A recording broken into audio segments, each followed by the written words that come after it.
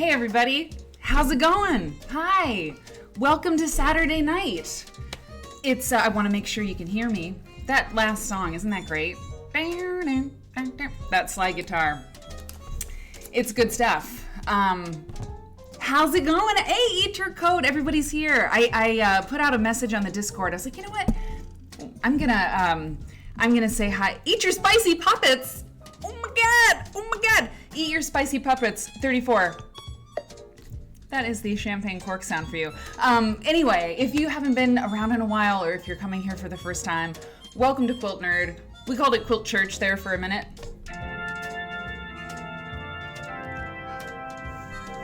And it's still kind of Quilt Church around here sometimes. How's that, the music below me? Is it okay? Is it all right? Should I lower it a little bit? I don't ever want to fight with these things. Boy, the soundboard stuff Eric and I worked on, the sound stuff last night. I don't know, things got a little weird. But I fixed it on the fly. I felt good about that. But today, it's like, it sounds amazing. But hopefully it sounds really good for you all. Hey, Charles, L. Riggs, Texas Mima.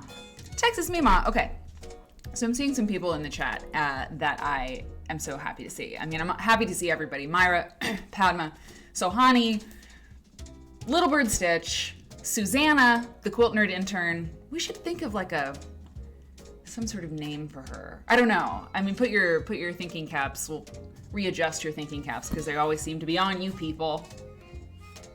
Are you ready for this? I got news. So hello to everybody. Bonnie, Horrid Little Spitfire. Thank you for subscribing at Tier 1. You've been subscribed for 4 months. I appreciate you. I appreciate all my subscribers. There's a lot of good stuff coming up. A lot of good stuff. I'm very excited about the show because there's so much to tell you. For one thing, Sally Jesse Raphael is gonna make an appearance. I bet you didn't see that coming, but it's true. It's true. The quilt that you see behind me was at one time part of the Sally Jesse Raphael quilt collection. That's right. Did you know that she had a quilt collection? She did. She might still. I think maybe she does. Anyway, I hope she does. Hey, Jill. Wait a minute. No, okay. Did M. Hicks have Quilt Nerdette? M. Hicks. You're hot. You're hot tonight. Quilt Nerdette. I like that. I do. I like that. What did we... I don't know. We're pretty good at names. That's all I know. Okay. I'm putting it... Oh, yeah. I'm putting it in the notes. You know, I always have my... Quilt Nerd. That doesn't...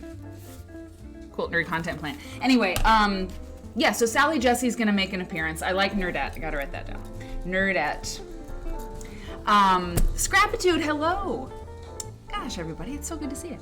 And Horrid Little Spitfire, thank you so much for subscribing. I might have said that, but I want to make sure I say that to everybody who is subscribing or resubscribing. I really appreciate that. Quilt turning, interesting. My Great Cats asked a little bit earlier, what is quilt turning? Well, you'll find out perhaps this summer. Here, one of the things I'm going to show you, and I'll also post it in the Discord. We're going to have summer movie nights here on Quilt Nerd. In fact, hang on. Let me just pull that up. Let me disappear here for a second. How am I going to do this? Let me just think. Okay. Just a minute. Just a second. Let's just do that. I'm going to get small real quick. Help, I'm small. And I'm going to do this. I'm going to open this up and show you what I've been working on. Hey, come here. Come down here. Yes, there you go. It's not like a gorgeous, PDF or whatever, but I'm going to hide the chat too for just a second so you can all read this thing. And I'll make it a little bit smaller too. See, I know how to do Twitch now. Okay. Here we go. Okay. So I decided that some summer programming might be kind of fun. I will even go away my own self so you can see what's going on here. We love movie night, do we not? We do love movie night around here on the Quilt Nerd Show. And I was thinking, hey, MC John, did I say hi to you? I don't know. I can't remember anymore. By the way, Eat Your Spicy Puppets says, I'm so excited to see some quilts tonight. I've only made one quilt in my life. What? This is great. This is great. We're really happy you're here. You usually crochet Eat Your Spicy Puppets, and you're currently crocheting a blanket for your dad for Father's Day. Listen, it's in a few weeks. Crochet your heart out. That's what I say. And tonight, Eat Your Spicy Puppets, we celebrate anybody who comes onto the show, whether they're watching the show and chatting and they're alive and well and crocheting or making quilts. And we celebrate people who are no longer with us, who made the quilts that got us here, who made the quilts, the reason why we're all here. So many people who make quilts are no longer with us. So we just basically celebrate everybody. And we are thrilled that you are a crochet person watching the show, because you are going to see some really, really amazing quilts tonight that may inspire you. And welcome baskets in the chat, if you will, for Eat Your Spicy Puppets. Welcome, you're so welcome. Okay, so anyway, so movie night. Okay, so I'll put this in the Discord. If you subscribe to the show, you get invited to the Discord, which is a great place to hang out, if I do say so. And so on these dates, you can plan for a movie night. And we're going to watch a short video tonight. There's videos that we watch on this show, because that's just part of the content that I like to bring you. But on these particular nights, this summer, it's Hot Quilt Summer, people. 8 p.m., Saturday nights, Central Time, just like always. It is not a difference in the time. But we will do, hey Quack Cat, hey Ivy, hey Quilty Mouse, hey Molly, we will do Saturday night movies. So on June 18th, which is, we're going to talk about Quilt Nerds on Parade. We're going to talk about everything tonight. June 18th, a couple weeks. It's not next weekend when it's Father's Day, when Eat Your Spicy Puppets is going to have her blanket done for her father, because Father's Day is on Sunday the 12th, I think. Anyway, so it's not, movie night's not next week, but 2 weeks from tonight, movie night. And what that means is the Martha Stewart Fest. Check this out. I'm just gonna pop in here real quick and tell you what I did. And it's not, it's kind of, I'm sure it's fine. I went to Martha Stewart's website and I subscribed for the all access pass to the streaming videos, like all the episodes of all the shows she's ever done. And I signed up for $70 a year for a free trial for 14 days. And in one day, I went in and I got all the quilt content, including Denise Schmidt's appearance from 1999. That's right. I have all of it. Laura Fisher was on there, and I got that. I got the lady who wrote the Quilts from Provence thing. I have Martha making a baby quilt. I've got 9 videos or something. We're going to have a Martha Stewart Quilt Fest, okay? 2 weeks from tonight. It's going to be great. Bring your popcorn. And then, July 9th, Hearts and Hands, the amazing documentary made by Pat Ferrero, Julie Silber. I'll make sure, but it's right over there. Hang on, it's right here. Well, it's right here. Look at this. This is classic stuff. Whoops, hold on. This is classic stuff. Hearts and Hands, 19th Century Women and Their Quilts by Pat Ferrero. Yes, I was right. We're going to watch that. Then on July 23rd, we're going to watch How to Make an American Quilt, people. You know what? I've never seen it. And you say, can you do that on a show? Is that even allowable with copyright? Yes, it is allowable because we're making transformative content. I'll probably have to make the screen a little smaller. I'll probably have to I don't know. We want to make sure we don't get dinged for that. I will look into it. But yeah, we're going to watch the How to Make an American Quilt. So that'll be intense. And then Quilts in Women's Lives, another Pat Ferrero film. And then on August 23rd, I don't know. I just don't know, but it's going to be awesome. It's going to be really good. Oh, Father's Day is June 19th. Thank you, Anun Maker. I appreciate you for correcting my mistake. That's the mistake sound. Okay. So that's movie night. Now let's get back to what's going on here. Okay. And yeah. So that's the thing. Yes. Great show about women empowerment, Mother Nature. It's good to see you, by the way. How to Make an American Quilt. It's true. Maya Angelou is in that film. Yeah. And Winona Ryder and Ellen Burstyn, and yeah. So I've announced that movie night. Great. We have new sound effects. That's right. Padma, you will be very glad. You are my sound effects Doyen. I feel like that's true. So we've been talking about this for a while. You've said for some time we needed a spicy sound for when things get a little spicy around here, which they do sometimes. You ready for this? I think I figured it out. You ready?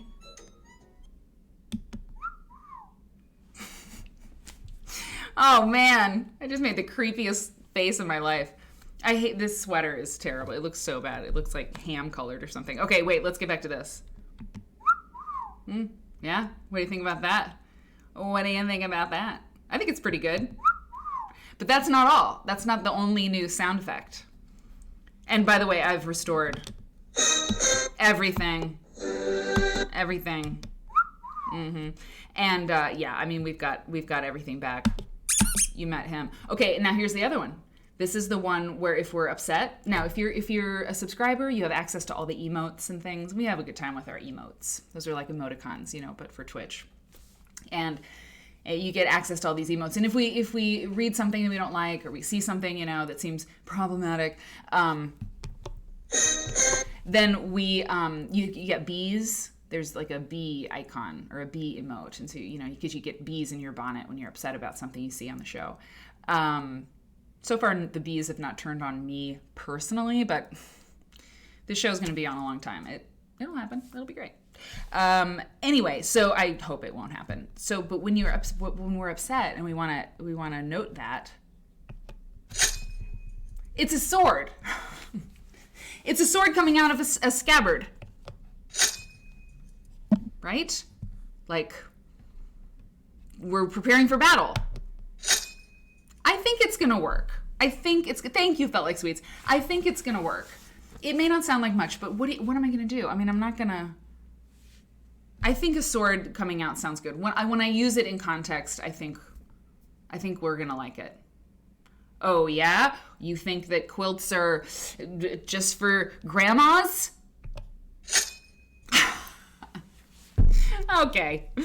Myra, it sounds like a cash machine after spending all morning buying fabric and notions. Oh, wait. Myra? Yeah, we'll see. Don't forget the siren. Oh, I've got the right siren, the OG siren. It does sound like a cash register. Okay. Oh, it does. It does. Lightsaber. Oh, a lightsaber. That's good. All right. Well, let's get to a whip. Oh yeah, a whip. All right. I feel like that came up before. So I'm putting SFX, sound effects, failure, lightsaber or a whip. It's a good idea. But we do approve of this, right? Okay. I'm just gonna assume that we do. But Padma liked it. Padma liked the sound. Okay. So there are other announcements. I'm gonna tell you more about the Quilt Nerd on Parade show, but we have time. It's Saturday night. This is what we do. This is how we do. So let's do it. I told you, that Sally Jesse Raphael was part of the show tonight. And indeed she is. Sally Jesse Raphael, I think most of you will know her name. A very famous talk show host. All of my childhood, into my young adulthood, I suppose. I didn't look up. It's true. I didn't look up how long Sally Jesse Raphael did her show. But it was a daytime talk show. She did predate Oprah. I do know that. And she, she's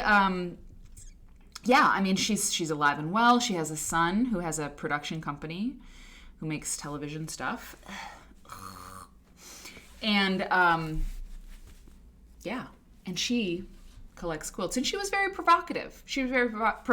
One of the films that I would like to look at with you all, I don't know if it'll be movie night. It's very touching. I don't think it's a movie night episode, but I have an episode of the Sally Jesse Raphael show where she's talking to Cleve Jones, the person who started the AIDS quilt, the Names Project. He's on the show. She talks to him, and there are these older folks who, are from a very conservative part of the country, and they're, getting older, and they lost their son to HIV AIDS, and they're like, we just didn't, think of anything but how much we loved him, and we made a piece on the quilt because we loved him. I mean, it'll wreck you. It'll totally wreck you. So we'll watch that sometime together. But beyond that quilt connection with Sally Jesse, Ella Riggs, thank you for approving that sound effect. I gotta catch up. So she is a quilt collector, and this is a crazy quilt that was in her collection. And I know that this was in her collection because, where are my red glasses? Mother Nature, I do have red glasses. I should have worn them. When we watch that episode of Sally Jesse about the AIDS quilt, I will wear them 1,000%. Yes, Myra remembers. Hey, Kitty. Kitty's here. Oh, wait, Kitty, listen.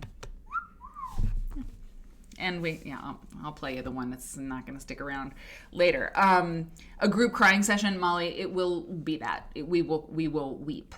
We shall weep. Oh God. Yeah. So here are the details about this quilt. Okay. Here are the details about this quilt. I'll zoom out a little bit. This quilt is Shelley Ziegert, the famous quilt historian and Kentucky Quilt Project co-founder, writes this. So the Sally Jesse Raphael, she was writing in, hang on, when was she writing this? We have to know. This text was published in 1996. So Shelley Ziegert wrote this in 1996. This private collection of Sally Jesse Raphael's contains 125 quilts and is national in scope. Sally Jesse Raphael has tried to collect a quilt from every state. 60 of the quilts can be positively dated, ranging between 1821 and the present, with no quilts made before 1820. Well, that's pretty old. Okay, it's a varied collection, Raphael, a well-known television personality. Let's get really close in some of this. It's really, really pretty wonderful. I mean, crazy quilts are not my favorite quilts by far, but I know a good one when I see one, and I do think this is a pretty special one. I mean, I think almost every patch is signed. Hey, Kenny! Kenny, how's it going? Yeah, that's right. Kenny, shut up. So back to Shelley Ziegert. Raphael, a well-known television personality, began collecting quilts a decade ago, so in 1986, when she had very little funds and antique quilts could be found inexpensively. Because she travels often, she decided to collect a quilt from every state and currently has quilts representing 20 states. She started to collect red and white quilts, interesting, as well as quilts featuring girls with umbrellas, which she uses in her inn. Sally Jesse Raphael had, or still has, an inn. Interesting. Very interesting. And on her dining room table. It's fine. The collection has not experienced much growth in the last several years. Raphael plans to save the collection for her daughter. Interesting. Ooh, look at that fabric. Look at this fabric. That's great. Okay, so now about the quilt itself. This exceptional quilt is composed of autographed fragments of clothing sent to the maker, Sally Yost, by many notable personalities over the late 19th century. Hello! Oh my God, you guys! Listen to this! I didn't read ahead. I discovered this with you. That's part of the fun of this show. I don't know everything I'm going to share with you. I mean, listen to this. Okay, the people who have signed this quilt or whose signatures are represented: Oliver Wendell Holmes, Robert Louis Stevenson, Thomas Edison, Kate Greenaway, and Mrs. Tom Thumb. Extraordinarily, 180 letters from these notable people and others accompany the quilt, offering a rare glimpse of the social discourse of American society during this period. Okay, amazing. The quilt and letters are believed to have remained intact due to their possession by a rare book dealer. Okay. Nice. The quilt, Yost wrote to a number of celebrities in such fields as music and literature, as well as politicians and officers of the Confederate Army. Men were asked to... See, you didn't think you liked the sword, but... Men were asked to send materials from ties, while women were asked to send pieces from a dress or costume. No, I'm kidding. The completed quilt contains brocades from ties, pieces from wedding dresses, handkerchiefs, sashes, and caps. The names of the donors are either embroidered or signed in ink on their respective patch. Raphael, Sally Jesse Raphael, in case you missed that, the woman who owns this quilt, or owned it in 1996, Raphael was especially intrigued with this quilt because she collects doodles and autographs from famous artists and personalities, including Andy Warhol and Chagall. The quilt has appeared in Quilts in America, Orlovsky, New York, 1992. Okay. Interesting. Yes, Scrapitude, Josephine. Napoleon. One day we were doing this show, minding our own business, and I read about a quilt in Oklahoma. If you watched that show, you remember. I was like looking at this quilt with you guys, you all, and there was a quilt that was on Napoleon's bed. Napoleon and Josephine. Just minding my own business, and there it is. Okay, so that's our intro quilt. Very interesting. Wait. M. Hicks, you see Samuel Clemens? No. Okay, where was I? Samuel Clemens? Okay, tell me. Guide my hand. It was red. Guide my hand. You know, in Twitch, when you're gaming on Twitch, if you are a subscriber and give a bunch of money or something like that, you can take control of the game. I do think that Susanna, the quilt nerdette, quilt intern, if anyone can figure out how that might work for this show, it's her. So, okay, wait a minute. So, but maybe if you could take control of the game, you could take control of the screen and you could maybe, show me where Samuel Clemens was. Okay. Here's what I'm going to do. I'm going to zoom out to this because I think I was in the upper half. Okay. Black next to JKN block. Okay. Hang on. Oh, I see it. It's right there. Samuel Clemens.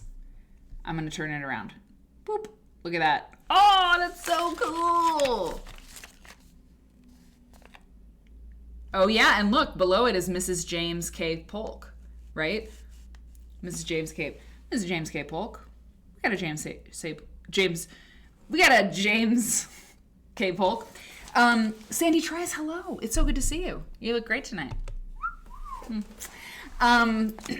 Maggie Mitchell, aka Margaret Mitchell. Are you for real, Sandy? This is great. This is a great quilt. It's great.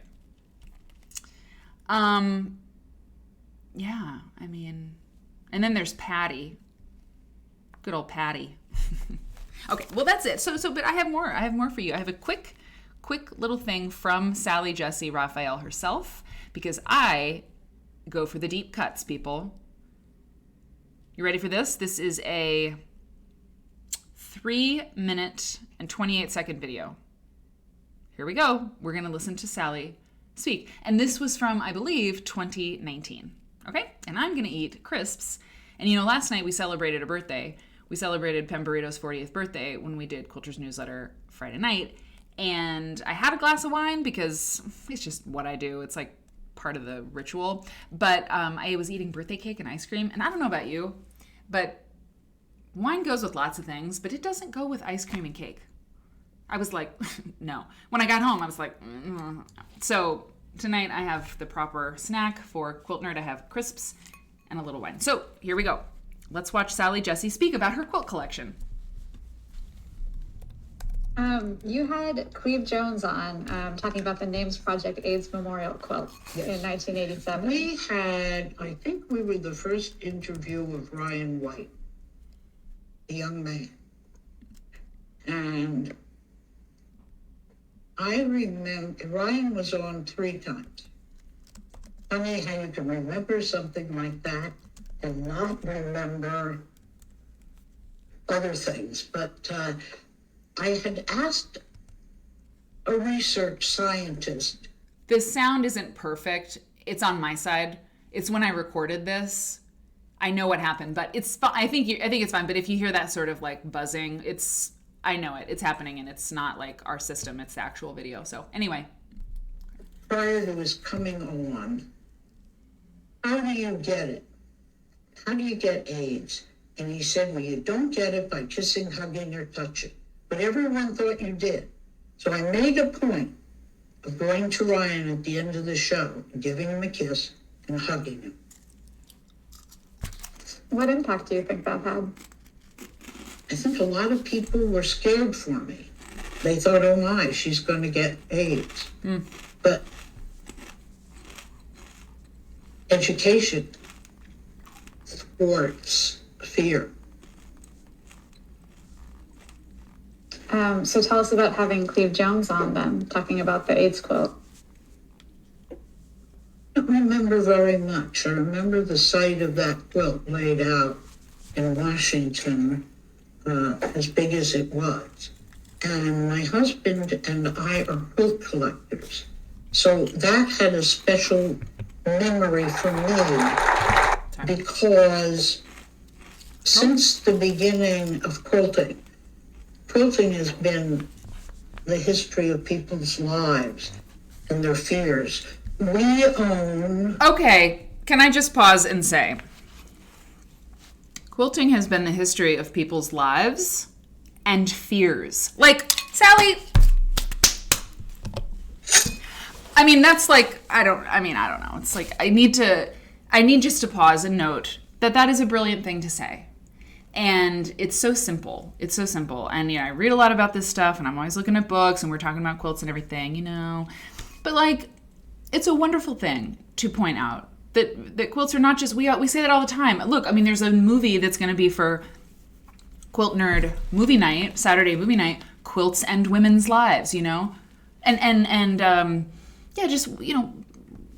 quilts tell the stories of our lives. We say lives all the time, life, and I say it all the time. Quilts are the stories of people's lives, and people put their lives into their quilts. But they're not just that. I mean, they're stories of our lives and our fears. Because if you look at, it's just interesting, right? If you look at, mourning quilts and, of course, the AIDS quilt and these community quilts, like so many initiatives for community quilts and charity quilts, but also memorial quilts and fears. You could even say sort of religious quilts are kind of like, I don't know, it's just there's a lot of pathos in that statement, Sally Jesse Raphael. And I wanted to note it. FTR, for the record. I know, right, M. Sujan? Okay. Hey, Threadist. A quilt from 1900. Sorry. Let me go back. A quilt from... Yeah. Okay. We own... There we go. A quilt from 1900 that was made by men, gay men. Nobody was gay in 1900. But that quilts have to be of the time and of the purpose because they're your handiwork. Of course, the government, this is just an aside, sold us out, Okay. When people like me were collecting quilts for a donate, which we were going to do for a woman's museum, or a quilt museum, the government sold the patterns, the Smithsonian sold the patterns of quilts to the Chinese so that little children could sit and make hand We're going to unpack this, but it's just, there's less than a minute left. quilts. And they knew that it would ruin the American quilt market. They knew that we shouldn't be asking a country that uses child labor. They knew. I've never felt the same about the Smithsonian since then. If they have anything to say to me, please tell me. Oh, badass. Okay, so first of all, just a couple things to take away. We have so much to do tonight. I'm not going to go back, but I can tell you what you're seeing there. Television Academy Foundation. The Television Academy Foundation, if you Google Television Academy Foundation, You can find clips of this thing on YouTube, but don't watch it on YouTube because the whole thing is at the Television Academy Foundation. And you should watch, find this interview there, okay, if you want to go back and look at this, parse this out. But first of all, she's talking about how she and her husband collect quilts, and they had a quilt made by gay men in 1900. I'm intrigued, Sally. I would like to know more. And the other thing, I know, I'm Sue John, she's amazing. The other thing that she said, what she was talking about, and you know from watching this show, and also just because you know your quilt culture history so well, she's talking about when the Smithsonian was producing quilts from their collection in China to sell in the gift shop. And what's interesting, what she said before that was that they were going to work on a museum, you know, and I'm not sure what she means. I think one of you, several of you, Molly and I are working together on a nerdy project with quilt study. But, you know, if somebody wants to seek out Sally Jesse Raphael and talk to her about her quilt collection and ask her about this, you know, 1900 quilt made by gay men, I'd like to know that. And what quilt museum was she going to start? What was she talking about? I'd love to know. And the way but how angry she got. She's like, they knew they were going to ruin the quilt making industry in this country. And I've never felt the same way about the Smithsonian. That was pretty awesome. That was pretty, Sally, that was hardcore. I appreciated it. Okay. So yeah, go to the Television Academy Foundation, just Google that and look for Sally Jesse Raphael. And I'm pretty sure that's 2019, y'all. I'm pretty sure that's very new. It's very recent, right? But don't wait, right, to do these things with these folks. Do a research project on Sally Jesse Raphael. I'm telling you. She lives in upstate New York, indeed. Quack Quack Cat.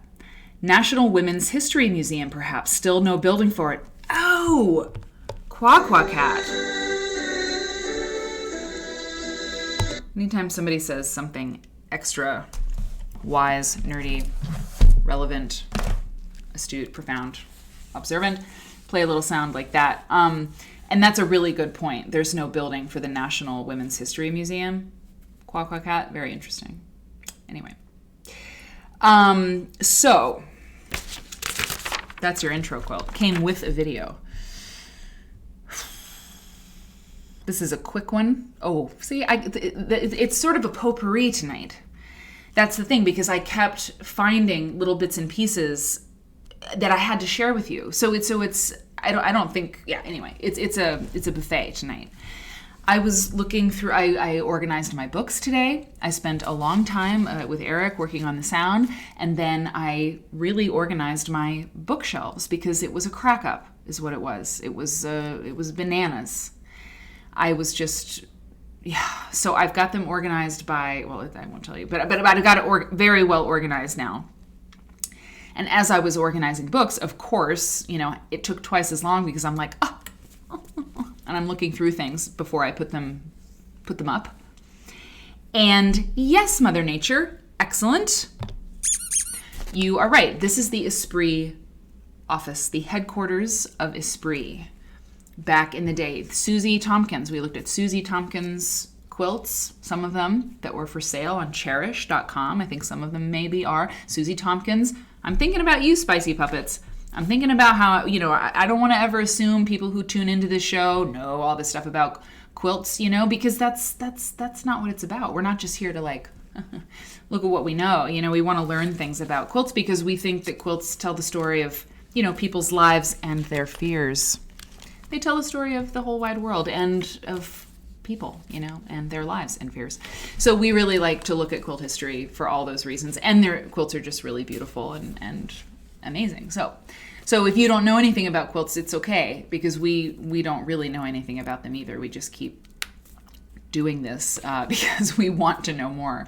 So if you are new here, or if you haven't seen, I think it was last Saturday's show, we talked about Susie Tompkins and Doug Tompkins, and they were the people who started the Esprit Corporation. And I don't know, is Esprit still active? Can one of you smarty pants look that up? Oh, wow. Oh, Patty Okra. I'm telling you. Pastrami tacos. I'm so glad you're here. Pastrami tacos, you're looking nice. And Pastrami says we barely got the Museum of the American Latino last year. Really? From the same bill that established the Women's History Museum? Really? Excuse me. It does sound a little like a cash register. I'll change it. We'll do a whip. That would get a whip. So we barely got the Museum of the American Latino last year from the same bill. Really? So, I mean, that was a squeaker. That was like a barely made it out. It's just... The Smithsonian. We have issues. Migrate cats. This is a good question. I don't think we did. Okay. Oh, you're very good.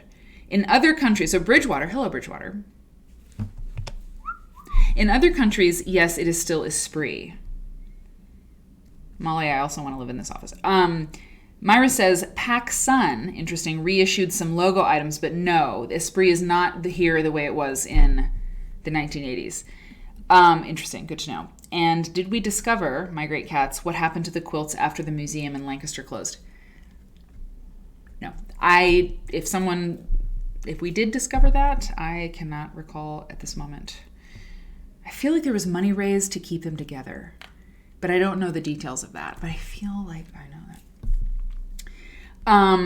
Interesting. Yes, I would like to know. They're online. Okay, so Esprit is online only. Anyway, so in Quilt Digest, in one of the Quilt Digests, look, they had an article about the Esprit headquarters.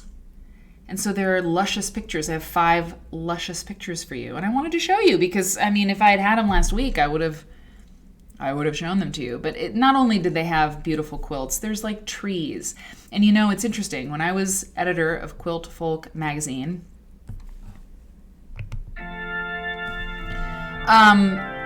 it was surprising to me. Look at this computer. Can we just appreciate that?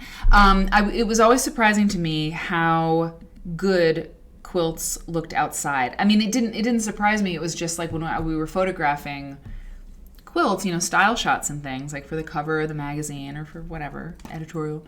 You know, quilts don't belong outside, really. I mean, they're for beds, you know, and of course you can spread one out on the, you know, for a picnic blanket or whatnot, and quilts hang on a clothesline. Like, so it's not weird to see them outside. It's not like completely bananas to see them outside, but, you know, a quilt draped on, you know, sometimes quilts in trees, those actually didn't work. I tried to do style shots with like a quilt like flung over a tree branch, but sometimes it did work. Anyway, the point is quilts and nature look wonderful together. Quilts in gardens, you know, for photographs, they look really good. But I think a quilt also looks good next to a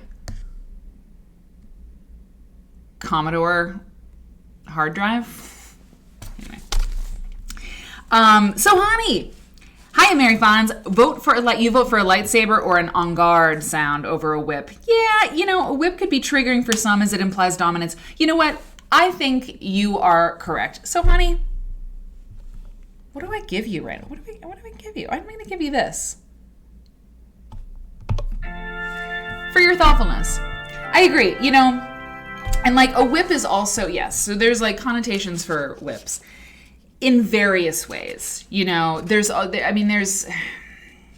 I agree. A whip is a little much. Let's put it that way. I agree. I think a lightsaber is a great idea. And I also think en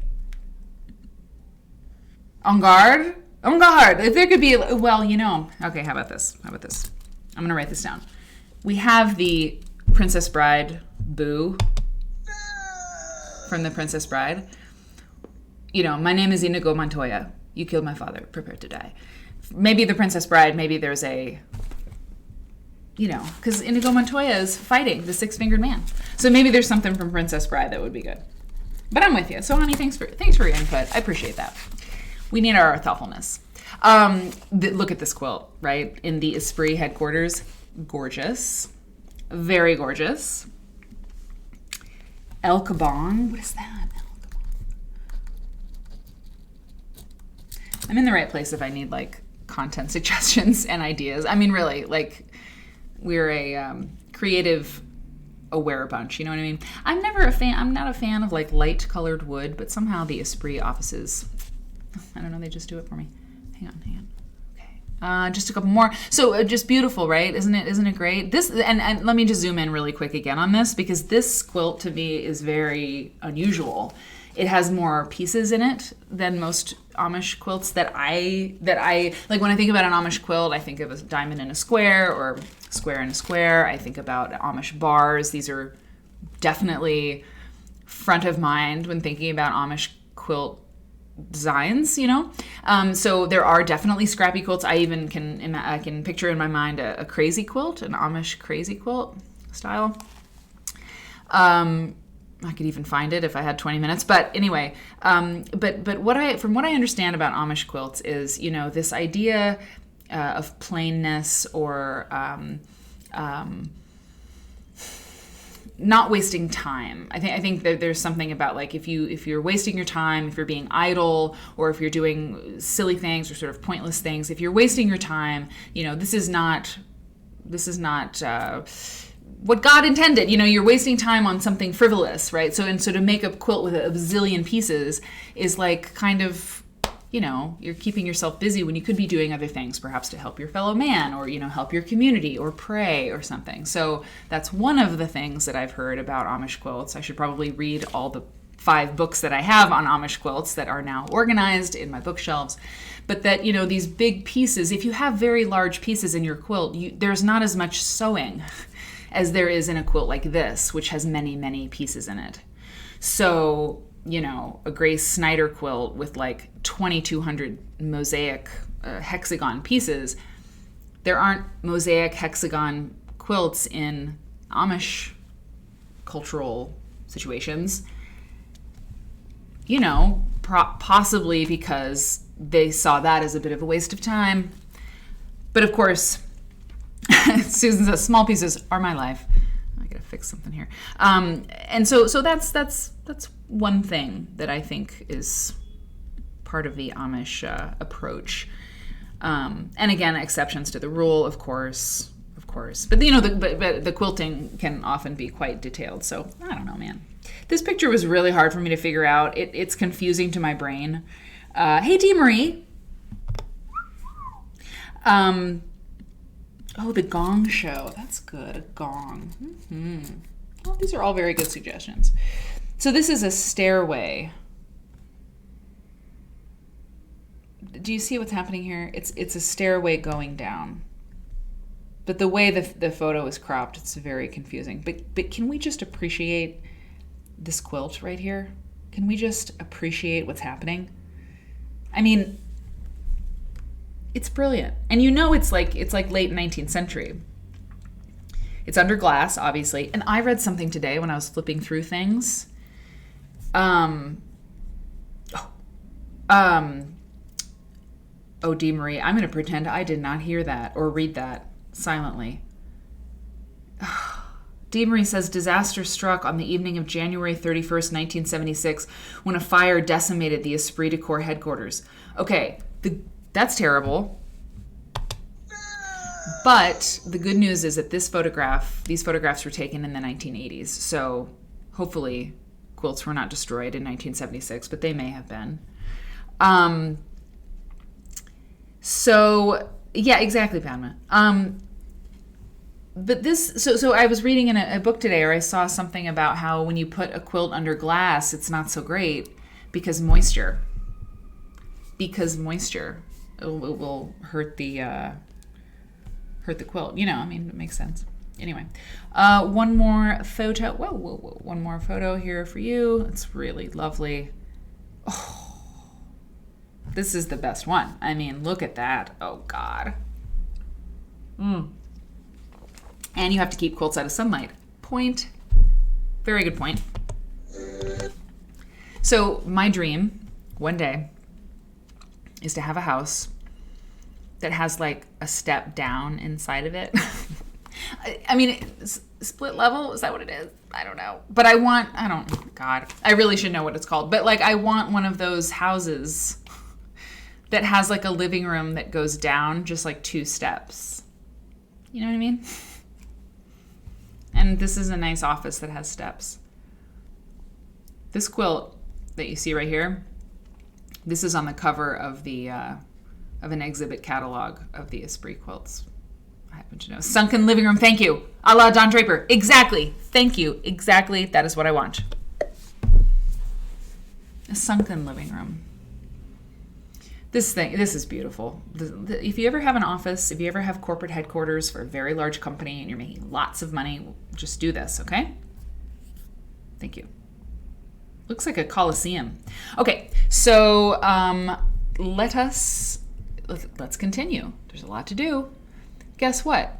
Time for an announcement. Oh, you know how I thought that the anniversary of this show was in June? No, it isn't. I had 3 streams in the hold on, let me hide myself. Actually, no, I'm going to get smaller. Oh no. Okay, I'm going to go over here. Hi. I'm going to be in his place. How about I go right here? Okay, so I was wrong. It's not June.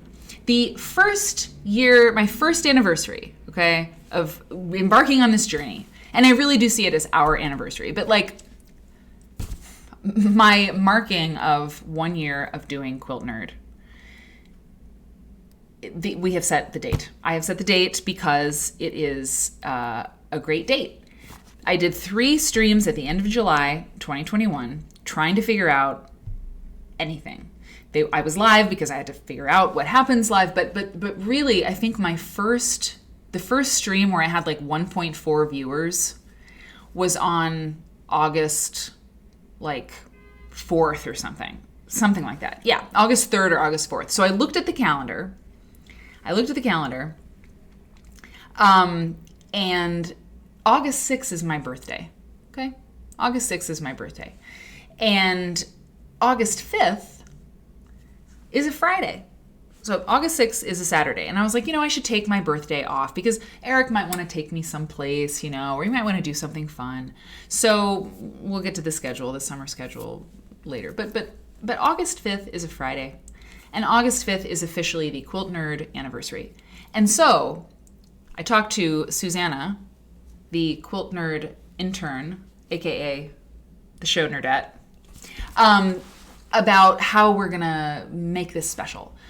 Giveaways, perhaps. I mean, surely giveaways. Because you know what I have as I went through my bookshelf? I have dupes. I have like duplicates of, at least 20 books, So I'm gonna do, wait, Sandy tries, August is your birthday too? Really? Lucille Ball and Hiroshima, also August 6th. And that amazing actor, that Chinese actress who did, it was Crouching Tiger, Hidden Dragon.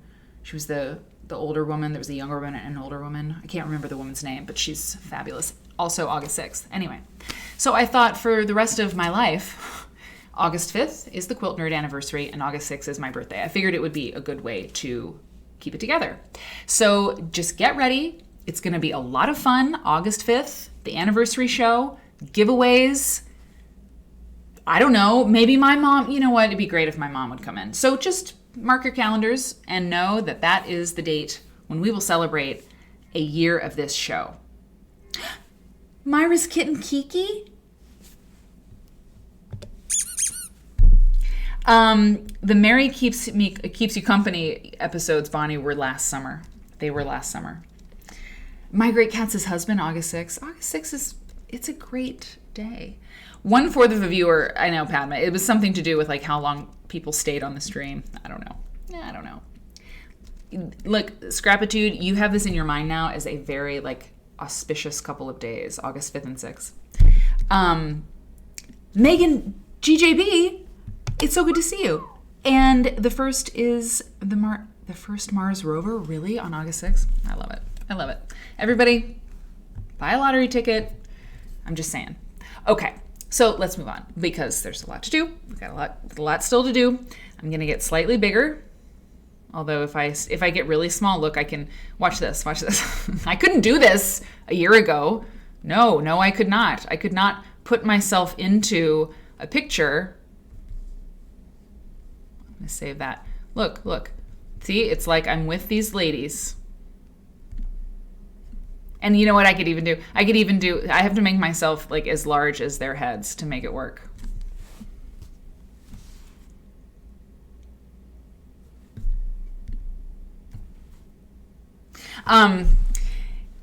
I could even make myself black and white. I know how to do that now. Okay, so what am I showing you? What is this? What could it be?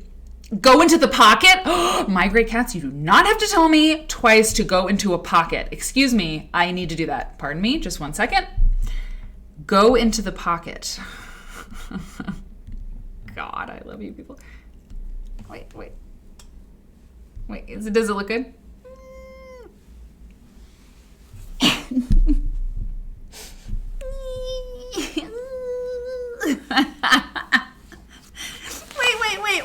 Wait. This is the best. Wait. I gotta get rid of my chair. Sorry. I'm having so much fun. I love it. Okay, watch. Okay, watch. Boo.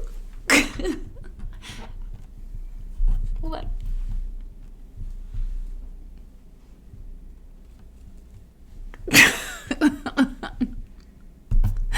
I swear to God, if my mom was here, sorry, if my mom was here, she would 1000% also do this.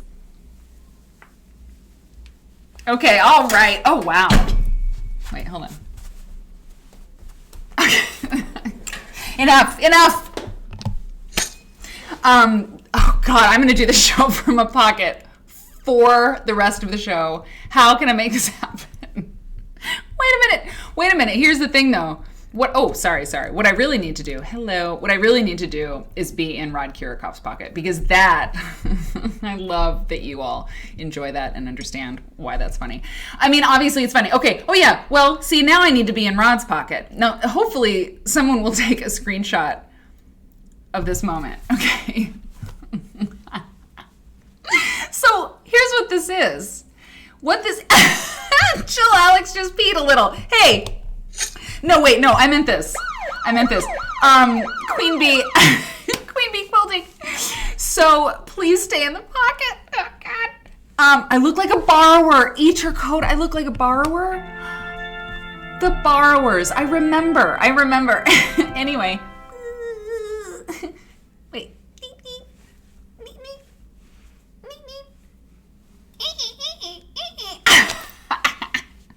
Ooh. Anyway, so you gotta have it in a clip. Hey, listen, put it in a clip. I should probably clip this and send it to Rod Kirikoff. What was I trying to say? Good heavens. So, yes, on several shows ago, I'm in a pocket. If you just tuned in, I'm in the pocket of a very famous quilt collector when he was but a whelp. We watched a show that is on the YouTubes. It was The Great American Quilt, hosted by Penny McMorris. Okay, and I found a press photo. Okay, anyway, sorry, I'm in a pocket, and I'm so happy right now at how the show looks right now that I'm losing my train of thought. Let me just hang on. I need to just take just a second. Hold on. I need to take a second. Hold on. I need to take a second. Just a minute.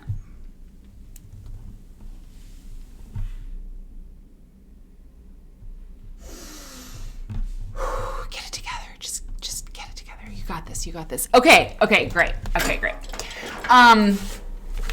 The chair does kind of ruin it. Anyway, so let me zoom out, for heaven's sakes. All right, I'm out of the pocket. It was a great bit. I mean, the best bit. Pocket cam. It was a pocket cam. Okay. So, this is a woman. Her name is Penny McMorris. This is a press photo from her television show in the 1980s. It was called The Great American Quilt. And I will show you the logo. You see? The Great American Quilt. And it says, this is a press photo, and it says, The Great American Quilt with host Penny McMorris features how-to segments by Diana McClune and Laura Nouns. The first pocket that I was in belonged to one of those women, authors of Quilts! Quilt History and an Antique Quilt is presented on each show by quilt historian and author of America's Quilts, Cloth and Comfort, 1750 to 1950, Rod Kirikoff. Don't get dizzy, but I got to switch the thing around. Okay. So this is Rod Kirikoff. Okay. And the reason that the show was fun is because Rod is a friend of mine. And this was in the 1980s. And so Rod has advanced in years, as I have also. We all have. And it is really interesting to see him so many years ago. And so when I found this press photo on eBay, I purchased it. And I'm going to give it to Rod. I'm going to send it to Rod because he needs it. It's amazing.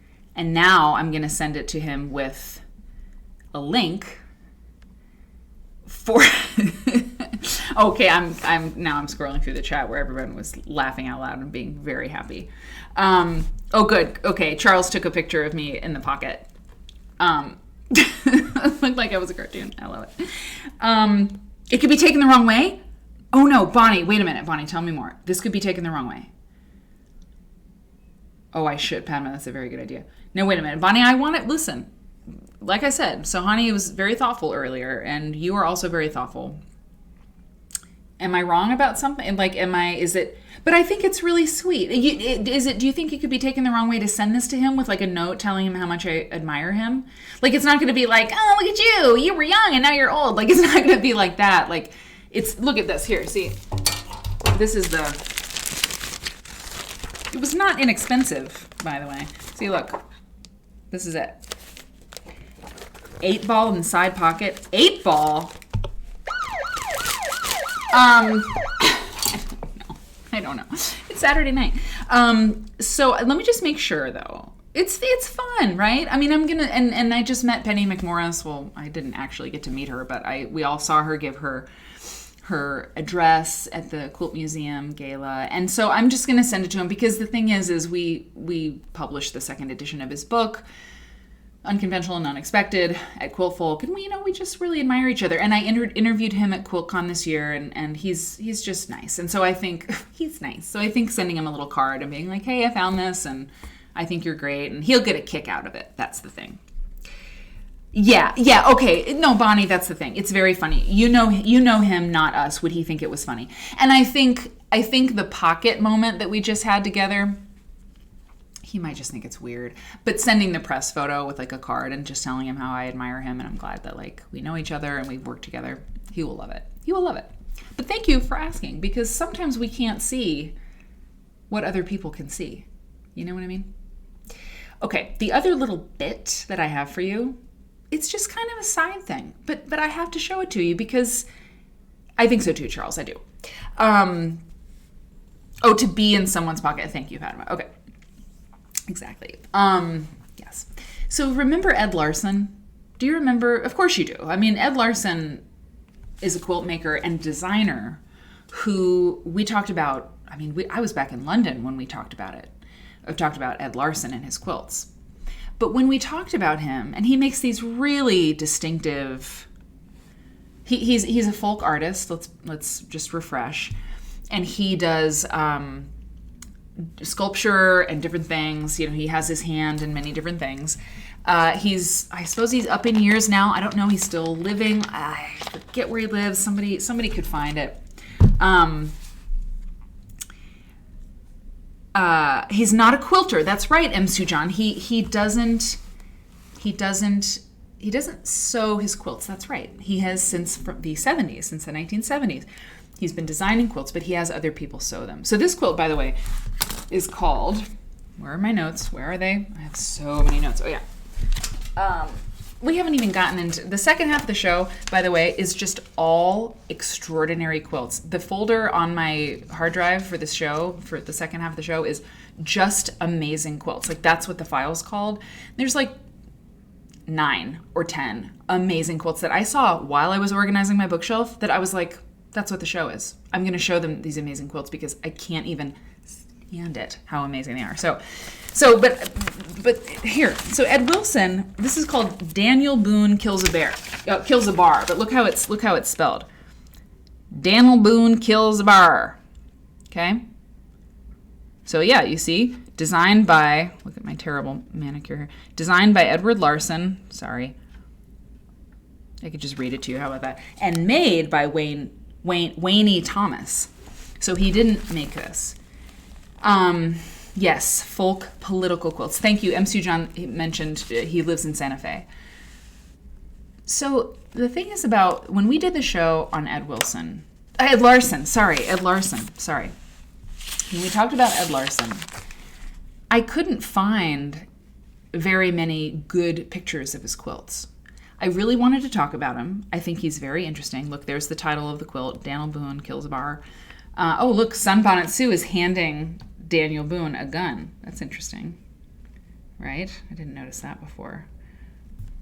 Look at this. It's fabulous. Isn't it fabulous? So I couldn't find very many good photos of his work on the internet because his website has like pretty like bad photos, and there was just very few around. But since that time, let me tell you, I have found his work, his designs come up all the time in like best quilts of the 20th century, pioneers in art quilting, art quilts of the ages. He really, really shows up a lot. And so his work shows up a lot. And it's true, other people make his quilts or sew his quilts, including Yvonne Porcella, who we've talked about. But you know what? I have to go back to the Daniel Boone one really quick. Sorry, because I have something to read to you about it.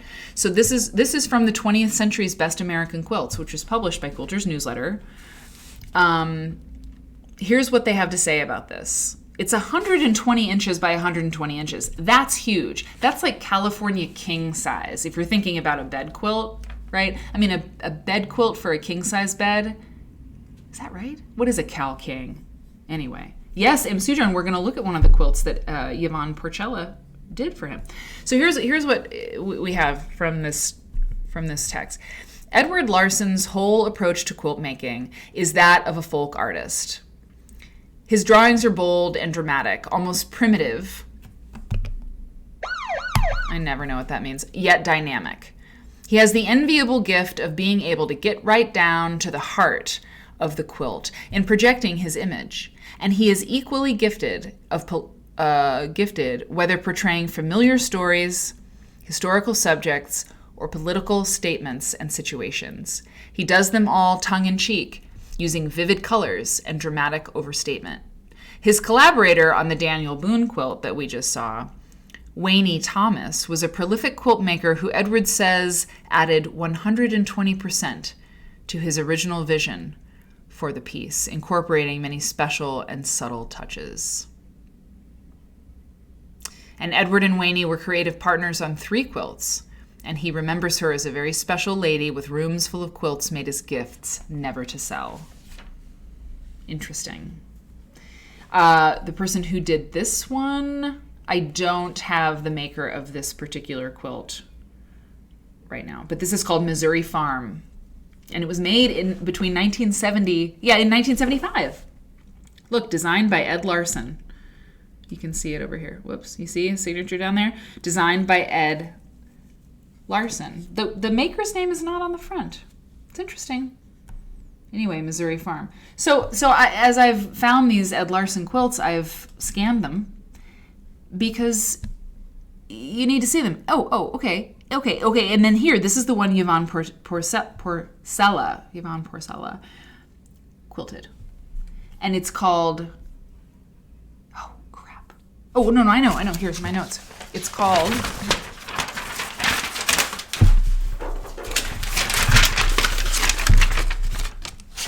Satchel Paige, World's Greatest Pitcher.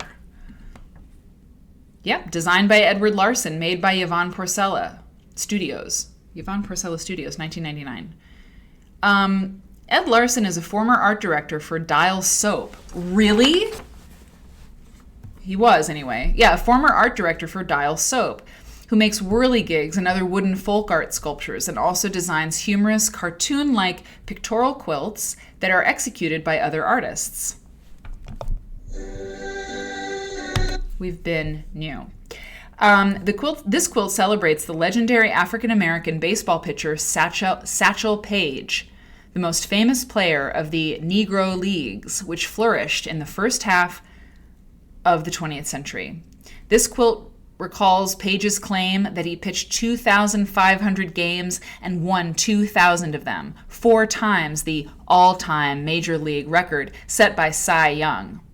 In addition to his prowess as a player, Page was known for his amusing rules for staying young, which included such homespun homilies as, quote, avoid running at all times, unquote, and also, as he said, never look back. Something might be gaining on you. Ooh, that's good. That's really good. I like that. I like that a lot. Never look back. Something might be gaining on you. Oh, yeah, that's great. That's great. What are some of the other things he says here? The social rumble. It ain't restful. Ooh! The social rumble. It ain't restful. Avoid fried meats. Okay, avoid fried meats. Look at this. It says avoid fried meats. Last night, we read... Wait, was it last night? No, it was on Tuesday. Some description of a quilt said that the letters on the quilt were fat and sassy.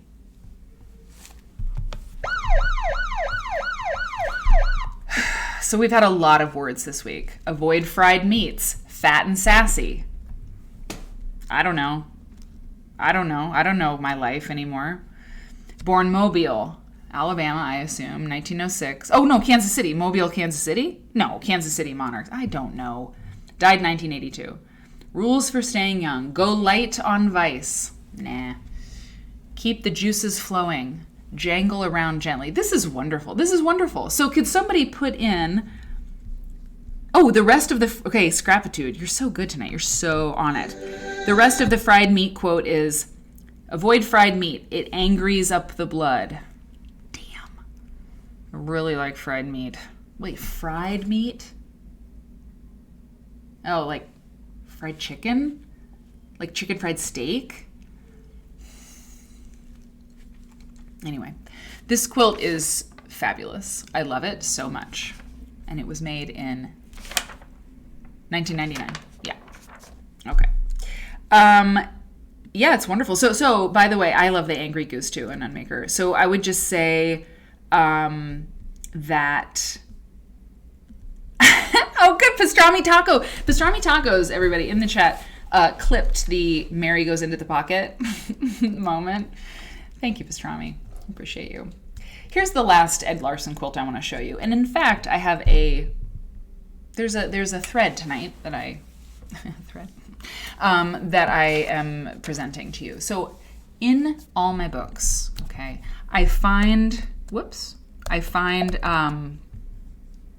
that are printed in lots of different places. We know this. We saw the tumbling block quilt, that ubiquitous tumbling block quilt, that the same quilt is published. Like, I've seen it like 5 times, like in 5 different, quilt history texts.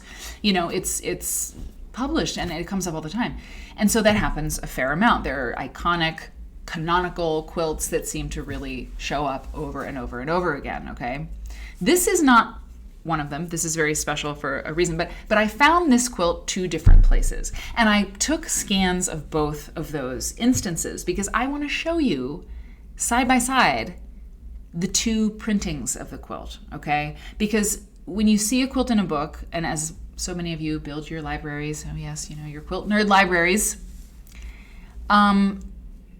just know that some of the books, you can tell sometimes if the color isn't very good, but sometimes if you've never seen the quilt, you don't know that the color's really off. So here is one. This is, I think, a really good printing of, hold on. Yeah, okay, look. So I'm gonna put them side by side here. So this is a quilt called Washington Island, and it's Washington Island, which is the place that my family has that's like our summer place is in Washington Island. My great grandparents are buried on Washington Island, Wisconsin. My grandparents are buried there. I have family history there. And so I didn't know that Ed Larson made a quilt called Washington freaking Island, and I'm very excited to show my family. But look at the difference between these 2. Okay. Interesting, isn't it? Isn't it interesting? I mean, this one on the right by me is low resolution. Low resolution. I love it too. Yeah, the Big Dipper, I know. And we're going to zoom in on the actual quilt in just a second. But like, you can see the difference in the resolution for one thing. I mean, look at the resolution here and look at the resolution here. I mean, the one on the right is published in the Illinois quilt like documentation book. It's just hugely different. So when you see like the Grandma Carpenter quilt that we looked at, remember the beautiful one, Molly's favorite quilt, that's the comet star quilt, and then we saw it in real life when we were at the Quilt Museum.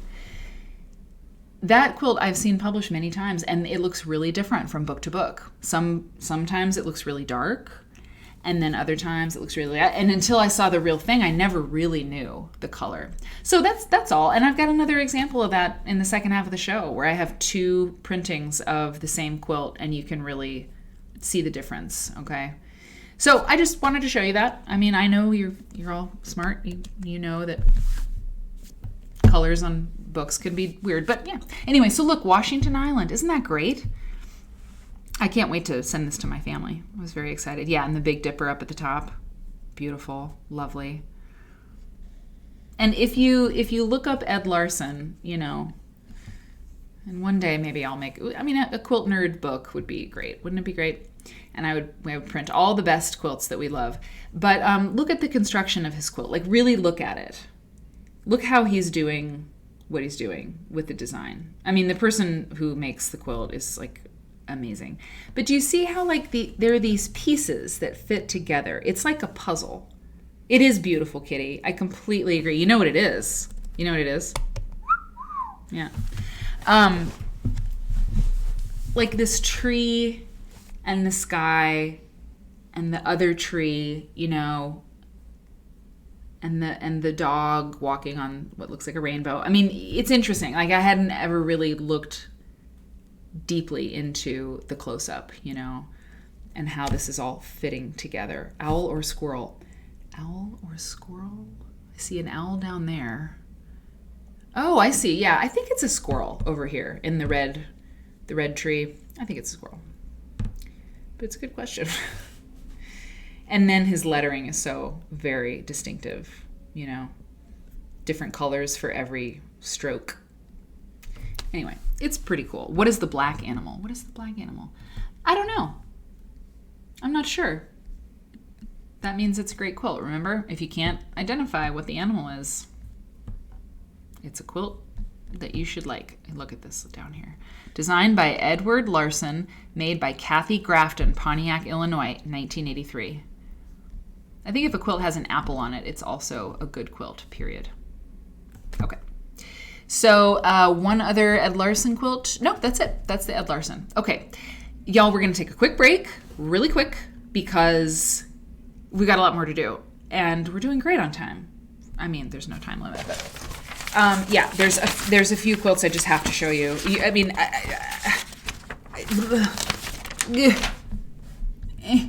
and I'm going to tell you about Quilt Nerd on Parade. Look, to whet your appetite before we leave, you know, I told you there was that vest quilt. Yeah, I found it. These are vests. Look, they're vests sewn down to a quilt. That's right. You want to know more about it? You want to know all about it? You're gonna have to come back in just a minute.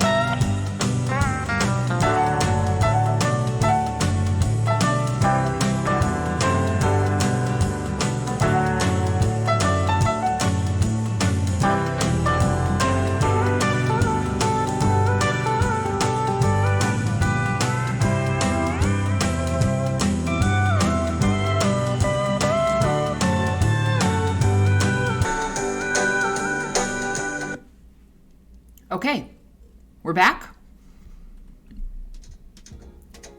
We're back. Okay. I went as fast as I could. I had to do a bunch of things. And so,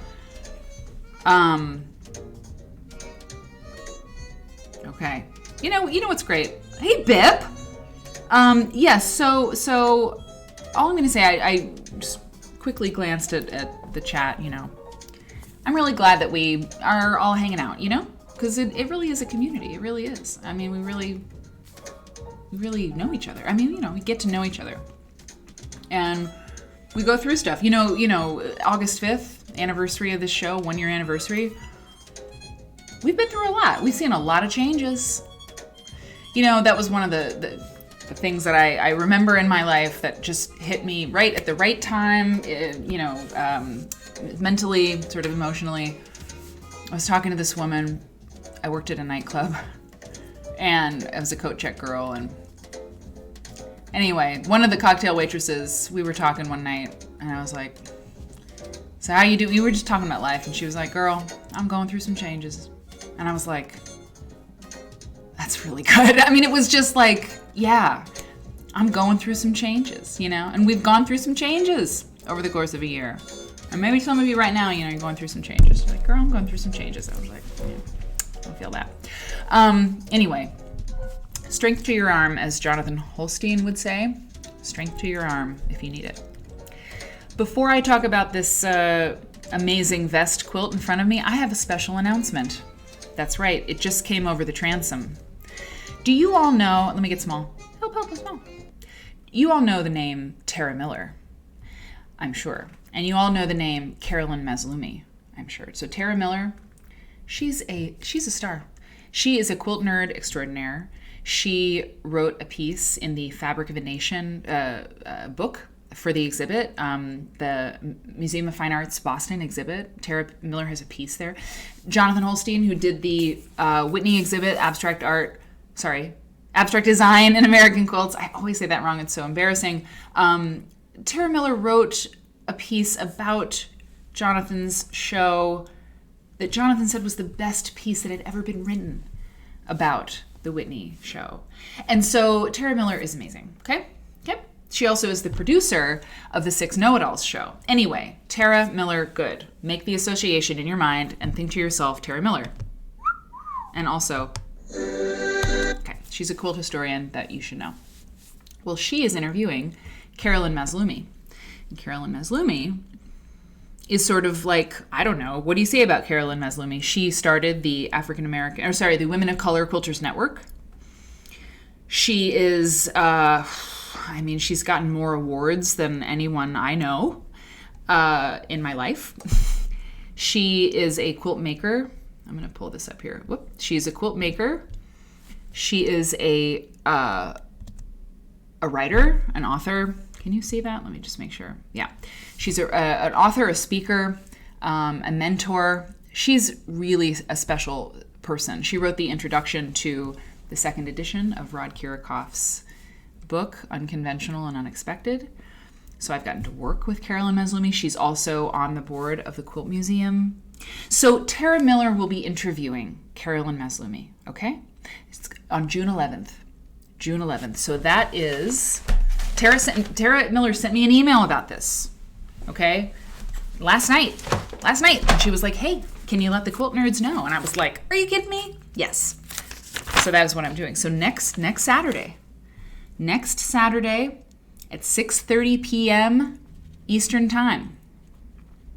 So guess what you can do? You can watch that, and then you can tune into Quilt Nerd. That's what you can do. So this is the event. This is the link. I'm gonna put the link in the chat. Okay. Right here. Oh, L Riggs is already registered. Wha-bam! Awesome. So, look at that. Charles says she'll be a juror for Quilt National in 2023. Okay. Tara or Carolyn? Tara? Yes. Pardon me. So, Lisa, I love that you're already going.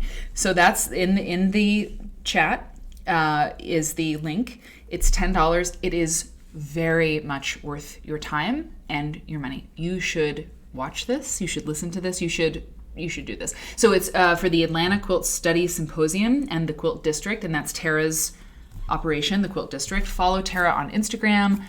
Look at her, learn about Tara and watch her. She's like, I mean, if there's any quilt nerd out there who's like making real tracts, like in the next like generation of quilt scholarship, it's totally Tara Miller. She's doing awesome work. So it's sponsored by the Quilt District, this event, and the 6 know-it-alls for the Atlanta Quilt Study Symposium. And I'll just say this about the event. So I'm going to go back up here. So no artistic form is more closely associated with African American culture than quilt making, representing skill, aesthetic beauty, and utilitarian need. For African Americans, the quilt became a covert expression of resistance within the context of storytelling. In the past few decades, traveling museum exhibitions have brought African American quilts to the public, stimulating broad interest and offering extraordinary opportunities for scholarly study. As a result, African American made quilts are now celebrated and highly collectible. From improvisation to art quilts, Dr. Carolyn Mazlumi will discuss the historical and cultural significance of quilts made in the African American community. Totally do it. So Saturday, so it's 5:30 for me. So hello, I'll set up the show, I'll get everything ready. I will be watching this thing. And because I can't keep my mouth shut, I'll probably ask a question at the end or something. So I will be here watching this thing, and I think that you should too. So that's the scoop, and I'll mention it again this coming week on Tuesday night. And I think you should do it. And Tara says hello. Tara says hello. Okay, that's it. That was the announcement. Let's go over here to these vests. Okay, yeah. You're already registered. Stephanie Cake is already registered. That's great. You will not be sorry. You have a class. Mother Nature has a class at that time. I'll find out if we can find it anywhere else. If you can get it after the fact, or if you can, pay for it after the fact. I am totally okay ripping Martha Stewart videos off the internet. Less so for for other things, smaller things. Not that you were asking me to do that. I know you weren't. But anyway, okay, so what are we looking at? The second half of the show, it's very simple. We're going to look at beautiful quilts, amazing things, amazing, unusual, lovely things. And that's it. I mean, I don't know how many I have. I think I have, what did I say, 9? Yeah, I mean, there's not that many of them because you can only take so much beauty. Look at this. Okay, so this quilt... Hang on now. Hang on. Where are you? Those are vests. Yes, you're seeing it right. Where's my thing? Hang on. Don't freak out. Nobody freak out. Hang on. Where is this? Okay. Just enjoy the view. I'm getting my note. I photocopy. Here. Okay. They do, so they do look like ties because there are ties here as well, I believe. So this is a quilt that belongs to, you want to like the vest quilt, but you do not. I may feel the same way. This is a quilt that is kept in the Phillip Morris quilt collection. Now, I knew that the Phillip Morris people have, pardon me, an intense collection. But I don't know much about it, okay? Here's what I can tell you about this quilt, and this is written by Shelley Ziegert, the famous quilt historian, okay? This unique quilt was entered in competition at the Leonard Star Telegram in Gordon, Texas in 1949. People, this quilt was made around 1940. That's right, 1940. Now, I don't know what you thought, but when I first saw this quilt, I thought, well, it was made in the 80s. Obviously. Because that's what people were doing in the 1980s. They were doing weird shit with, clothes, okay?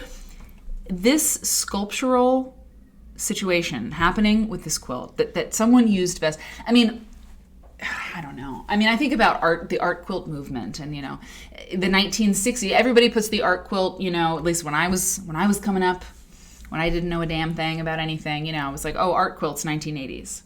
And the more I looked around, the more I understood that no, the art quilt movement really began in the 70s, but really it was the 60s. And I'm still wrong about that. But then you see something like this in the 1940s. And this quilt was entered in a competition in 1949. Now, this doesn't mean that, the art quilt revolution started in the 40s. I mean, this was an outlier for sure, as far as I know. But I was blown away to know that it was just that old. Surprising, right? L. Riggs thought it was the 80s too. Exactly. 80s. Thank you. Everybody's like, yes. And it does look like a wreath. I know. Stephanie, you're right with me. Girl, you're right with me. Okay. Wearing apparel was frequently used in traditional quilt making. However, the maker of this quilt took a unique turn. I think what Shelley Ziegert means is that people used, their clothes, scraps of their clothes in quilts. Okay, sure. With vests and ties. Rogers, this was made by a person whose name was Mrs. Lewis Rogers. Mrs. Lewis Rogers created an 8-point star, a popular quilt design. The application of 8 black vests to a white ground, it looks yellow, but it's white, I guess, form a circular pattern, and 8 neckties create a radiating directional movement. This was Rogers' contribution to the tradition. The vest's armholes create an eternal star design, okay, and each vest forms the arm of a larger star. Ooh, this quilt has appeared in a book titled Art at Phillip Morris, 1983. I didn't know that book exists. Art at Phillip Morris. I would like to see that. Because I want to know what the Phillip Morris collection is. That's another great idea for a study project. I would love to see a book of the Phillip Morris quilt collection. Why don't you write it? See, now there are 2 ideas that have come from this show. You could do a book on, or at least a paper. Forget a paper. Write a book. Have somebody else help you write a book. Sally Jesse Raphael, her quilt collection, and the Phillip Morris quilt collection. You could totally do it. I mean, you could find out. There are people, you talk to Rod Kirikoff. He knows stuff. I think he sold quilts to the Phillip Morris company. I think I wrote his bio once and that was in there. Seriously. You can do this. Squint your eyes and look at it. Oh, that's good. Oh yeah. Oh, that's good. Threadis says squint your eyes and look at this quilt. Yeah, you can really see that star pattern. How about this for a clip? Yeah, pretty cool, right? Oh, and I have to show you. So the reason it was crazy that I found this is because, hang on now, just a minute. Look. Okay. I was looking through this weird little book. It's a very weird little book. Here. So it's this book. The Knopf Collector's Guide to American Antiques. It's very small. Look at it in relation to my head. Okay. I don't have an affiliate link for this yet. But I will. After the show is over, here, go to this link, and I'm an Abe Books affiliate, quiltnerd.link/Knopf. And I'll get, if you buy the book on Abe Books, I'll get a very small amount of money, and that'd be great. So I was looking through this book, and look, this is where I saw this quilt for the first time. Vest collage, okay? I saw that and I was like, what? That's bananas. And I was so intrigued. And I was like, well, I can't use that on Quilt Nerd because it's too small. It's this tiny picture. I mean, it just wouldn't work. And then what did I find? I found it.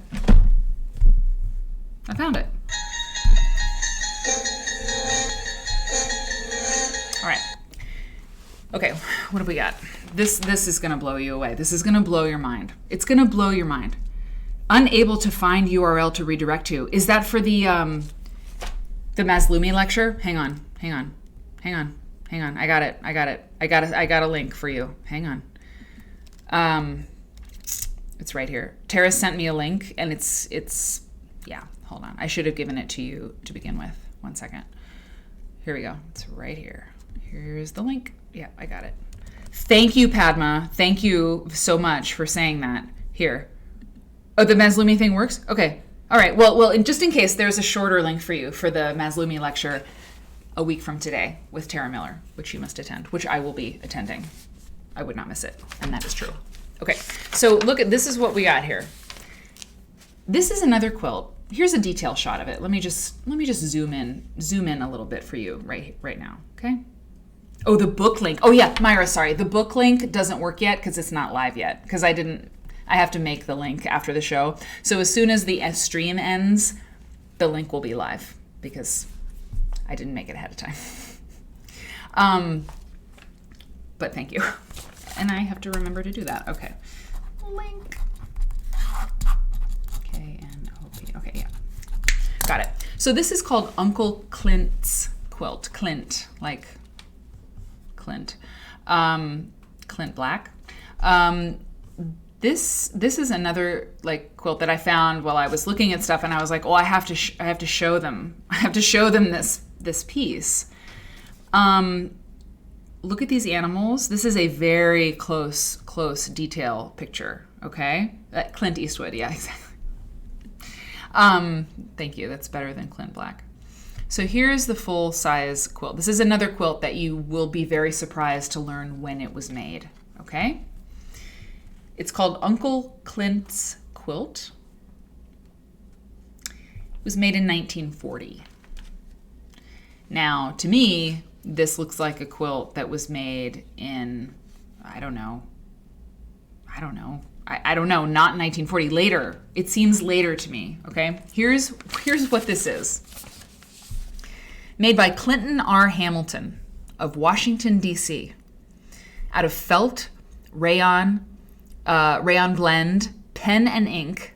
It's hand appliqued. It's 74 by 62 inches. Clinton R. Hamilton, who was born in 1865 and died in 1962, claimed that he ran away from home at age 9 and lived with the Sioux in South Dakota until he was 14. He later fought in the Indian Wars, quote unquote, and was wounded at the infamous Battle of Wounded Knee. Hamilton was ashamed of the treatment given the Indians and learned Native American languages and crafts. He also wrote a considerable amount of light verse, becoming known as the poet laureate of the Soldiers' Home in Washington, D.C., where he spent his last years. Among the many vignettes included in his quilt are depictions of a stagecoach pursued by Indians, 2 women watching a corral scene of red-eyed bulls and riders, a stork bearing a baby in a sling, racing a doctor in his horse and buggy to a snowbound house, a cowboy with gun and bandana standing next to his tethered horse, a woman milking a cow, a group of oxen-drawn covered wagons set against a mountain landscape, a fisherman sleeping under a tree, an Indian village, and a buffalo hunt.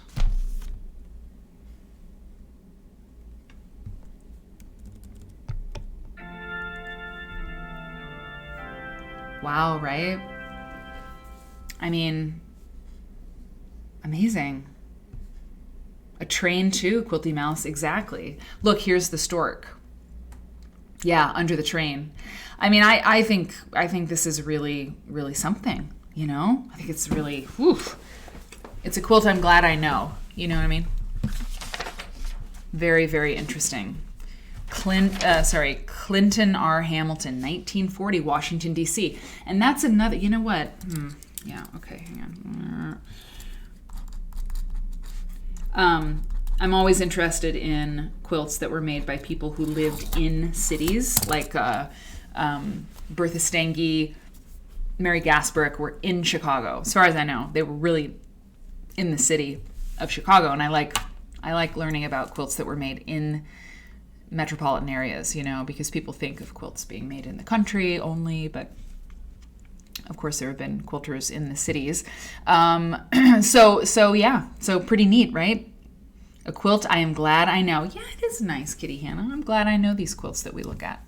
So pretty neat. Okay, well, how about this for you? How about this? This quilt is called volcano quilt. And then in Hawaiian, which, I don't know. I am going to put in the chat how these words are. So it's Aika ho okumu ana. Okay, so here's the title of this. It's volcano quilt. Probably E, right? Volcano quilt. I kaho okumu ana. I kaho okumu ana, and that means in the beginning. And it is by Helen Friend, 1989. Okay. So, Kenny. So there's a thought, Kenny says. Put a craft store in downtown Chicago and call it Hoops on the Loop. Hoops on the Loop. We got sirens out there. So this quilt. Okay, sorry. Hang on.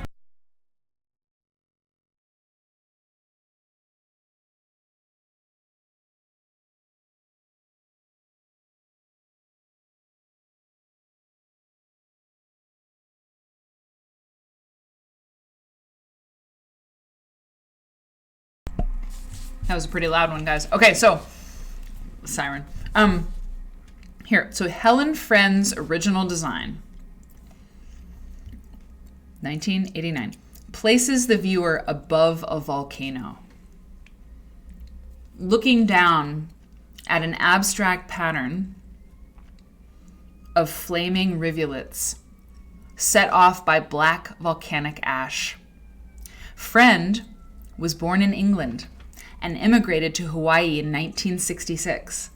She says, quote, "I see the volcano as the birth of the island. This chain of islands is here because of the power of the volcano." Wow. Wow.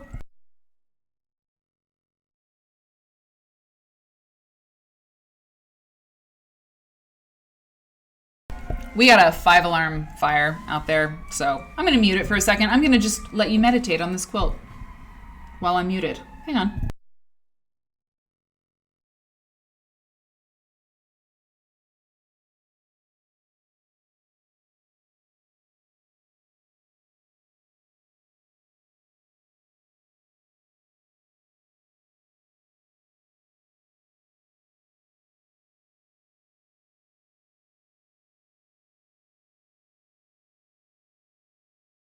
Maybe that wasn't. Listen, you know what? I shouldn't have done that because I mean, no disrespect, right, to the volcano, to the maker, but I had to mute myself, so I didn't want you to lose interest in the show while I was muted anyway. So anyway, I'm being a goofball, but this is beautiful, right? Helen Friend's 1989 volcano quilt.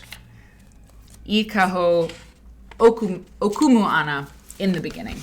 Gorgeous. Gorgeous. Had to show you. Simple as that. Okay. Oh, and here, who was saying Ruth McDowell? They're coming to put out that quilt. L. Riggs. That was very good. Very good. Okay, so this is Ruth McDowell. So folks have been saying that Ruth McDowell's name has come up several times. And lo and behold, here's one of them. Here's a Ruth McDowell. So this is called Cabbage. It's by Ruth McDowell. It's another kind of like fall into it. Yeah, I know, Bonnie. I mean, I don't know. Maybe you all can't hear those sirens too bad because I did try to do the mic a little bit different with the settings, so it should not be too bad, but I get nervous. Anyway, this is Ruth McDowell, made in 1993.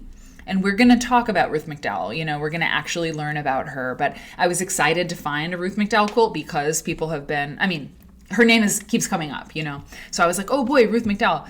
And so I scanned this in to put into the show. This was made in 1993. Ruth McDowell is Winchester, Massachusetts, is where she is. Machine pieced, hand quilted.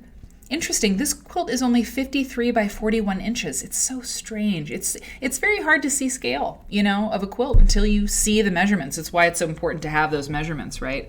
In a book. I mean, it changes everything to know that this is 53 by 41 inches. I thought it was the size of like a Jan Myers Newberry quilt, you know, 108 by 122 or something like that. Ruth McDowell's pieced quilts present flowers, trees, and vegetables, using the broken, mottled appearance of the pieced work to abstract the objects being portrayed, thereby simulating the effects of light in a painterly way. McDowell's work is firmly grounded in traditional quilt making. She uses only commercial fabrics and stitches her quilts entirely by hand. Wow. Ooh, that's such a cool, look at that cool, look at that cool look. It's really neat. Myra says it looks like a blue cabbage. Indeed. And Patty says she's got a bunch of books. I did not know that. You feel like we've seen this one before, Bonnie. It's possible. And M. Sujan wants to love it, but she can't. She just can't. She can't love it. I don't know. I kind of do. You know, it's interesting. This fabric that she's using in, 1993, does that not look like a cotton and steel print? This little white print with the plus signs? Very cotton and steel. Very 2015, 16. That's what I say. That's what I say. I like it. It looks good. Oh, wait. That wasn't enough. It looks good. You know? Okay, so a couple other really beautiful quilts for you. Okay, so this surprised me that I liked it so much because I have to say, like Susan McCord, we've talked about Susan McCord in the past, an Indiana farm wife. She lots of her quilts are kept at the Henry Ford Museum. And Susan McCord's quilts are gorgeous. They are finely wrought. They're very detailed. They're traditional as they come. Leaves and vines and applique and piecing and stuff. And they don't do much for me because, I don't know, I like things, you know what I like. I like a different style, a different aesthetic. So I don't like the super, super fancy stuff that much because I get nervous because I have imposter syndrome. Basically, it comes down to, you know, my childhood or something like that. But when I saw this quilt, I was like, ugh, look at this thing. I mean, it looks kind of like Susan McCord could have made it just because of this very, very, very finely wrought, detailed feather situation we have going here. And it's sort of whimsical in its way, like the curves are kind of bulbous, if you will, if you can remember Susan McCord stuff, or that if you Google her really quickly, you'll see what I mean. There's a whimsy here to these feathers, but this quilt is called Princess Feather. I mean, it's referred to by Woodward and Greenstein, these quilt dealers, as Princess Feather and Mariner's Compass. So, like, who does that? Who does a Princess Feather and Mariner's Compass in the same quilt, you know? And, oh, that's a great point. That's a great point. Word and Bird Nerd. Hello, Word and Bird Nerd. Usually you see feathers in a solid color, so this looks strange. It does. This is a great point. I didn't even think of that, right? But it's true. It looks different because it's in a print, and you don't see that a lot. That's a really great observation. Stephanie says, I don't think I've ever seen feathers that detailed. I mean, same. Like Susan McCord, if that's close, but I mean, I'm blown away by this. And look at the piecing in the Mariner's Compass. I mean, I don't know. It's wild. Isn't it just wild? Mandelbrot. Reminds Kenny of a Mandelbrot fractal. My Great Cats isn't into it. Is that what you're saying? And Padma says Georgia O'Keeffe denies that her flower paintings are intentionally sexual. Really? It's interesting, Georgia. Interesting. I saw a very large Georgia O'Keeffe sculpture a few weeks ago. Anyway, so interesting. And just by the way, design-wise, like as you're thinking about your own quilts, as you sort of just, I hope you're taking screenshots of the show whenever you feel the need. But you know, it's interesting. This quilt does not have many fabrics in it. Whoever made this had a whole lot of that one print used in the feathers and in the centers of the medallion, the mariner's compass. But I mean, you've got a muslin back round. You've got the red, like kind of the turkey red floral. Okay, that's muslin, turkey red floral. The blue print for the feathers, okay? The brown, the red, turkey red and the brown are the main points of the star. And then you've got, I think there's two fabrics in this. Yeah, you've got like a really beige, light beige, and then there's a light pink. You see that? That's like five. It's like five. 5 fabrics, and this is what you get. I mean, that's pretty. It's pretty remarkable. I thought it was. And if you don't like it, you know, that's totally cool. I get it. Reverse applique. I think it's needle. No, I think it's needle turned applique. It's not a reverse applique. It's just straight up needle turned. It is busy. I mean, it's maybe not for you. And there's a lot going on. It was made in the late 19th century. It's 98 by 86, and it's kept at the Newark Museum. The Newark Museum. It caught my eye, and those they don't always catch my eye. Okay, I've got one more quilt for you tonight. Oh, actually, no. Look, I found this quilt again. I found the birds. Blanche Ransom Parker's wonderful birds quilt, 1940. So I have another scan of this now. I put in the Discord, because if you subscribe to the show, and by the way, please subscribe to this show. If you're an Amazon Prime member, you can subscribe for free. You just go in to... Well, the mods can tell you how to do it. But you should totally subscribe to the show, because it really helps me make the show. It helps me keep the lights on, keep the Elgato key lights on for the streaming show. And it also gives you an ad-free experience. You get to use cool emotes, and you get entered into all of the giveaways and things that I do. And I'll be doing more of those in the future, especially because my 1-year anniversary of doing this show, Quilt Nerd, is coming up on August 5th. So that's really cool. So you should subscribe. It's a great way to help me know that you like this kind of content. And follow me on social media, and definitely hit the follow button so you get notified when I go live on my channel. That would be great. So yeah, this is a wonderful quilt. So I can put this. Oh, Scrapitude, you get to the Discord. You're a subscriber, right? Yeah, you subscribe. Could one of my mods, Word and Bird Nerd, or let's see, is Robin's Nest in here? No, Word and Bird Nerd, could you get Scrapitude a link to the Discord? Oh, it's so important. I will put this image of this quilt in the Discord, because the image that I put in before had some problems. So I'm going to put this in there for all of you, because it's just a quilt everybody loves.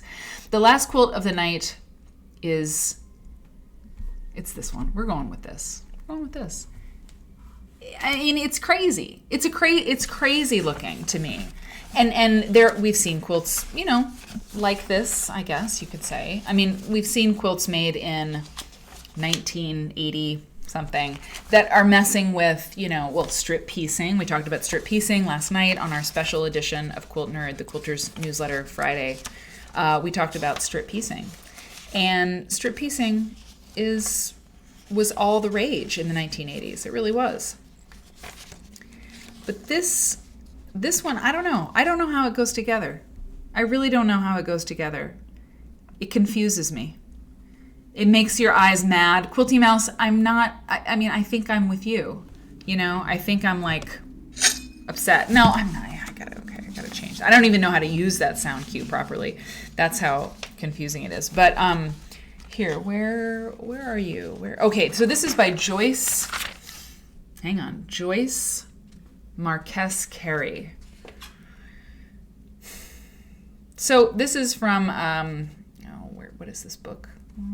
American Quilt Masterpieces or something like American Quilt. I'll figure it out. I'll let you know. The basic method of construction for Joyce Marquess Carey's quilts is a variation of strip piecing. Let me get a little smaller. I'm not that small, am I? I'm kind of medium size. Help, I'm getting smaller. Using an industrial sewing machine, she sews hundreds of strips to a sturdy backing, usually heavy nylon, and uses no batting. Interesting. The fabrics that form the face of the quilt can be silk, satin, velvet, brocade, lame, or just about anything else. Quote, I use anything that can be sewn and dry cleaned. Unquote. Her favorite fabrics are theatrical fabrics, including metallics, because they add drama and light to a piece. Recently, Joyce has started to incorporate large prints or woven patterns into her work. And this quilt, which is called Reflections, I don't have anything specific about this, but I can tell you that this is 88 by 60 inches, and for many years Joyce was a weaver and made complex wall pieces on a multi-harness loom. Is anybody here a weaver? Have we talked about that? Her fascination with optical... Sorry. She was a weaver. Okay. Her weaving was widely acknowledged, and she was a professor of textile design at the University of Wisconsin. But her fascination with optical illusion, a desire to have a greater degree of freedom in her work, and the possibility of working in a larger scale led Joyce to become a quilt maker. She began with a series of pieces, and she says, I like to create the impression of depth in my work. Oh, sorry, let me come down a little bit. Yep. Even though my quilts are totally flat and not bent or curled as some appear to be, I like to create artwork that is fun to look at and that involves the viewer in visual games. Unquote. Playing games, eh? Interesting. So a Nunmaker's done a little weaving. Susan Armichael knows weavers. Not surprised. Not surprised. Crazy math needed to make this one. Yeah. Look how small. I mean, look how small those small pieces are. So this is 88 by 60. I mean, that's technically kind of like throw sized, you could say. So those are teensy little triangles, man. Very small. Very small, very small. Okay. So there you go. Gorgeous stuff. I mean, I feel like we saw whoa. Wow, I've never done that before. I didn't know I could rotate things. Oh boy. Okay. I feel like we looked at gorgeous things the whole show through. I hope that you agree. The last announcement I have for you is about the Quilt Nerd on Parade show. Check this out. So let me get rid of this thing up here so you can see the full Monty. Okay. Here we go. So here's what's going to happen. So the Quilt Nerd on Parade show is June 28th. Now, if you were here last night, you will know that we did a poll because when we looked at the calendar last week, it was like, oh, the Quilt Nerd on Parade show needs to happen, and it needs to happen. It was the next time the Quilt Nerd on Parade show was going to happen in my book, in my planner, was June 21st, but it kind of crept up on us. And so last night I did a poll, and I was like, for the Quilt Nerd on Parade show, would you like to do it on June 21st or push it out a week to June 28th? And it was 82% of the people who responded, and many people responded, said June 28th. So June 28th, the Tuesday night show, 7 p.m., Quilt Nerds on Parade. What is Quilt Nerds on Parade, you say? Well, it's the show when I celebrate you and what you're doing in your studios or at your kitchen table, wherever you sew, whatever you're making right now. We'd love to see it. So we are going to begin gathering the content for that show. The way we're going to do it is a little bit different from last time. We're trying different things. You get to choose one project to send me images of, okay? You get 200 words to tell me about it. And this is, those of you who saw the last time we did this, I mean, I loved it. I basically can't tell anybody, like, if somebody sent me more than one thing, like it was physically painful for me not to share everything, but then that gets really long, and then we have to make things manageable. So send me you get to highlight one project of yours, 200 words about it, and you can send up to 5 pictures. Pictures are great because I like to scroll through pictures as I'm reading something. So pictures are great, up to 5 pictures. Now, the link that you see there is not active yet. And the reason that it's not active is because Susanna, our quilt nerd intern, has made a form, like a Google form. So that's how you're gonna submit all this stuff to me, okay, is with a Google form. And I'm gonna have that link live very soon. So you can make a note of it, that it's gonna be quiltnerd.link/parade. And I will let you know in the Discord, and I will certainly let you know on Tuesday, when it is live. But I wanted to give you that information tonight, but I have to coordinate with Susanna to make sure the form is ready and all of that. So we have lots of time. It's June 4th. So just know that when it's time to send me your stuff, then you can go to quiltnerd.link/parade and you can upload all your stuff. So I don't think anybody would do it right now anyway, because we've got a little time. But you can, it's going to be easier for you to send me your stuff to show on the show. And it's going to be easier for me to organize the content for the show.